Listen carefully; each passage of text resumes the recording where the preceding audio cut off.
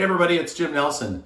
Well, I've been talking about how hard it is to compete in this market as a buyer, so I thought I would discuss maybe some of the pros and cons of just deciding to rent if you're not thinking about or if you're going to pause your housing search.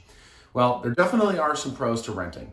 The first is you've got a lot more flexibility in terms of your ability to actually move around. If you don't like where you're living, you can just kind of pick up once your rental agreement's done. You don't have to worry about selling anything, etc.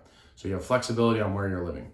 Second, you don't have any maintenance concerns. If you've got a leaky faucet or a backed up toilet, all you have to do is call your landlord and they should be the ones taking care of that.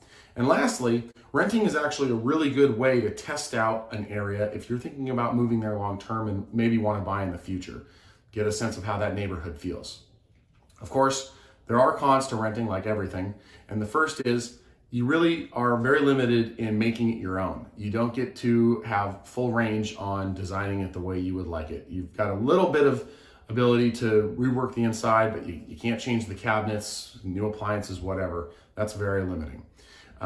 You're not going to be, of course, making any equity as you live there. Your rent payment goes to the landlord, and lucky them, they get to pay off their mortgage with the money that you're paying them for rent.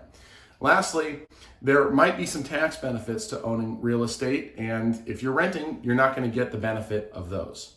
So we'll discuss why buying has some benefits versus renting in the next video.